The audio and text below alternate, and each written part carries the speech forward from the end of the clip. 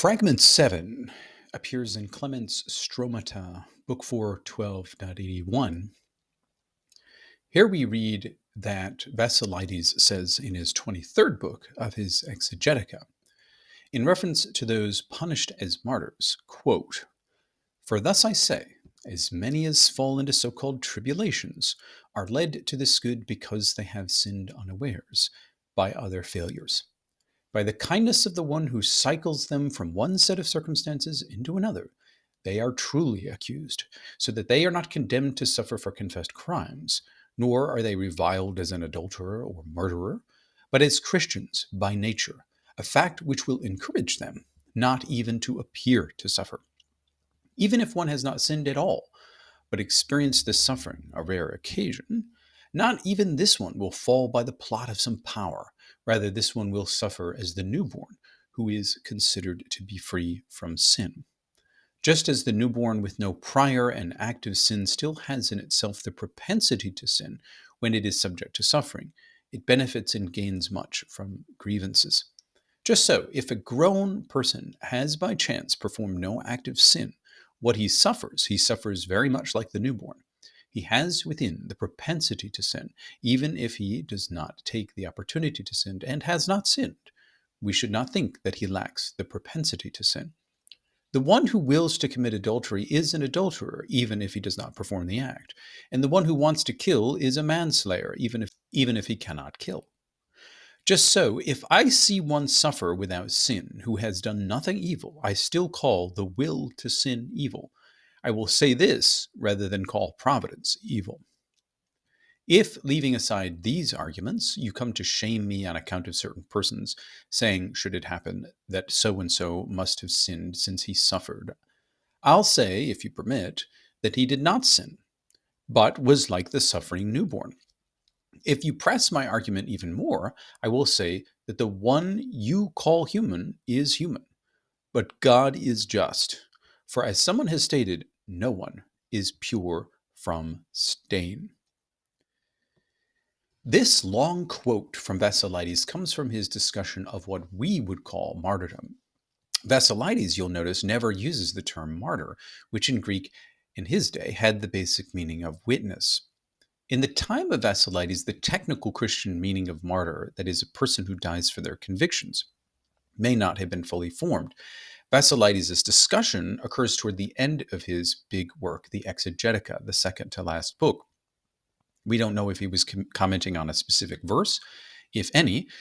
His mention of so-called tribulations at the beginning signals that he was quoting or referring to something.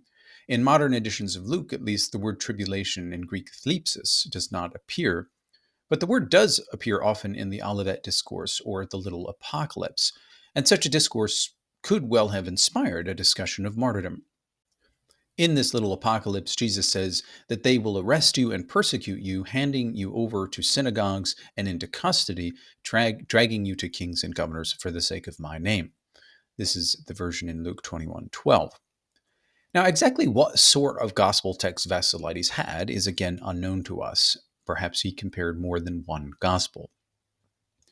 Bentley Layton claims that this fragment of Basilides appears to be a commentary on part of 1 Peter 4:12-19. The only real overlap occurs in verses 14 to 16, which advises the audience not to suffer as a murderer, but as a Christian. Basilides considered it a boon that those who experienced tribulations suffered not as murderers, but as Christians by nature. I doubt, however, that Basilides was directly commenting on 1 Peter. There's only substantial overlap in two words, murderer and Christian. 1 Peter mentions a murderer, thief, criminal, a supervisor of stolen goods. Basilides only mentions a manslayer or murderer and adds the adulterer. What Basilides meant by natural Christian or Christian by nature is unclear. Perhaps it was a reference to the elect, specifically those who fulfilled their nature by choosing to be Christian. The idea is not found in 1 Peter. For both Clement and Basilides, the suffering of the martyr is honorable because it's suffering as a Christian, and the martyr who suffers seems not to suffer. The Martyrdom of Polycarp mentions Christians who, in the hour of their torture, had journeyed far from flesh and had already become angels. Effectively, the martyr enters another state of consciousness, which desensitizes them to physical pain. Basilides' fragment effectively contradicts other reports about his stance on martyrdom. In this discussion, Basilides never recommends denying the faith, and he never says that doing so is morally indifferent. In this respect, this fragment contradicts the report of both Irenaeus and Agrippa Castor, who both report that for Basilides, denying one's faith is a matter of indifference. Could Basilides have said that denying one's faith is indifferent in some other text or context? Well, I find this doubtful because the fragment shows that denying one's faith isn't, in fact, indifferent. Basilides considered it a good thing for Christians to be truly accused for being what they are. There are natural Christians. Therefore, to deny one's faith would be unnatural, and it would prevent the providence of God from cleansing sins. Basilides expected Christians to confess their faith and to suffer for being Christians. He viewed martyrdom positively as God's way to purify the martyr from sins. Now, there are various kinds of sins. First, there are the visible and voluntary sins that need to be cleansed. According to fragment 10, also from the Stromata, book 4, chapter 24, 153 in this case, Basilides believed that not all sins are forgiven, but only voluntary sins done in ignorance. Basilides underscored the responsibility of Christians in the face of God's pedagogical punishment. Voluntary sins before or after baptism must be punished. There's no other way to cleanse them. And martyrdom was a form of punishment. But there are other kinds of sins, namely the hidden and ingrained tendency to sin, even if it's not activated. And Basilides also mentions a sin that simply characterizes humanity. As we say, to err is human. In my view, the second and third type of sin are probably the same. People come into this world, said Basilides, with a propensity to sin. It's part of their earthly nature. So even infants have it. Though whence exactly they got this tendency is unclear. We don't yet have a doctrine of original sin tying human sinfulness to the fall in the Garden of Eden, or of a transfer of original sin through sex and procreation. The basic point is that people are never pure. And to ground this belief, Basilides reached into a lesser read text of the Septuagint, namely the book of Job 14:4. That is, no person is free from stain. The quotation hints that Basilides' knowledge of the Septuagint was fairly extensive. Philo also quoted this text to make a similar point in his book on the change of names, and he used other Hellenistic proverbs such as, "It is the same as washing a brick or carrying water in a net to remove evil from the soul of a man, which is stamped with its mark." And Clement himself approvingly quoted the passage from Job later in his Stromata, perhaps in some way inspired by Basilides. Ultimately, however, Basilides' fragment is more about defending God than it is about giving concrete advice to martyrs. The overall discussion is about God's goodness and providence in the face of martyrdom. Basilides took pains to defend God, who allowed such extreme suffering on the part of Christians, including, apparently, Basilidean Christians.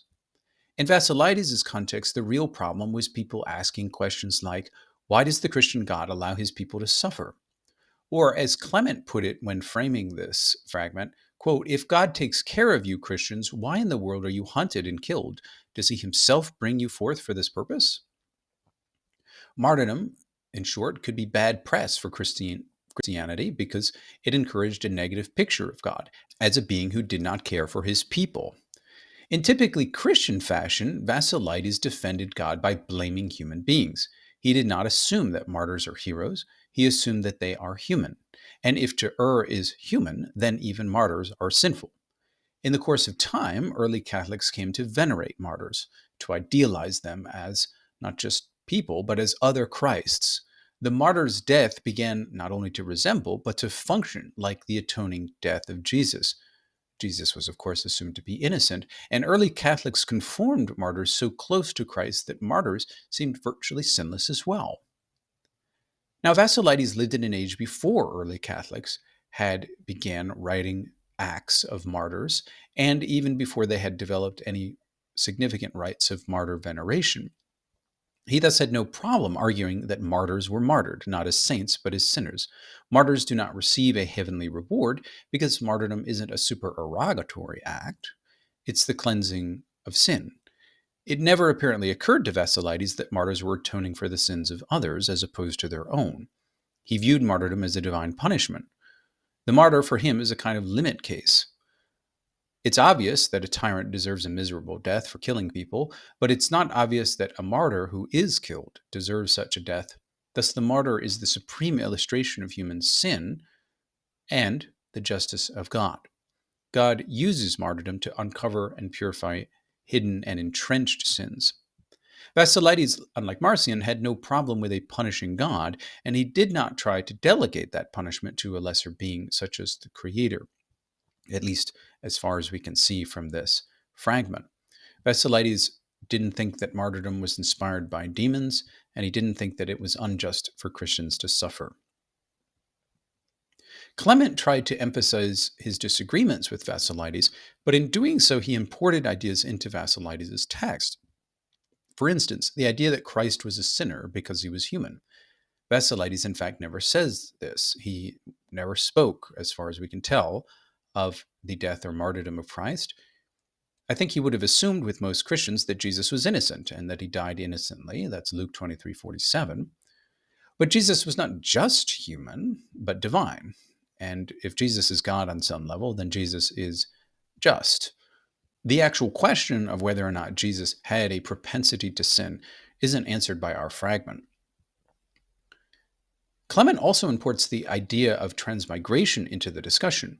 Of course, Basilides did support a theory of transmigration, but in our fragment at least, he never says that martyrs suffer for the sins in their previous lives. He only says that they have a propensity to sin, like babies. Could Basilides have used the idea of transmigration to defend God's providence? Absolutely. I think he did elsewhere, but there's simply no evidence here that he wrapped it or involved it in his discussion of martyrdom. Recent scholars are correct, I think, in pointing out the more basic similarities between Basilides and Clement on the justice of God punishing human sin. Clement and Basilides were in perfect agreement on the purifying power of punishment. Indeed, Clement may simply draw from Basilides when he says that, quote, such providence is a disciplinary tool directed at others on account of their individual habitual sins, unquote.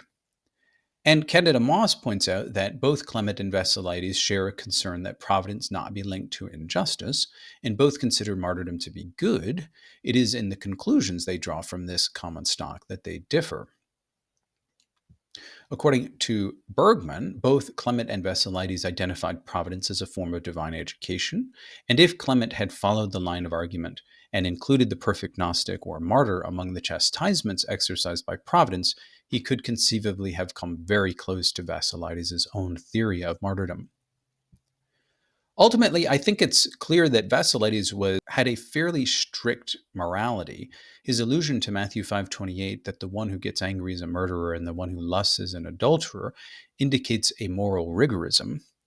Every voluntary sin must receive punishment. Forgiveness only takes care of involuntary sin. This idea may imply a kind of perfectionism, an expectation that the elect, at least after baptism, will be morally free from voluntary sin. In the case of Christ, I think Basilides would have understood Christ's suffering differently. Jesus, I don't think, did suffer for his sins. He suffered to become the first fruits of the differentiation. And the true Christ, that is, the nous, didn't suffer at all, but was separated out from his bodily part, which suffered. At any rate, Jesus didn't atone for the sins of others on the cross. People, in fact, atone for their own sins through suffering. Jesus was instead a model and a pathbreaker, showing how the separation of our confused elements can occur. Our bodies do indeed suffer, but they are not our true selves. And perhaps knowing this truth was one element that, for Basilides, enabled one to transcend pain during extreme suffering.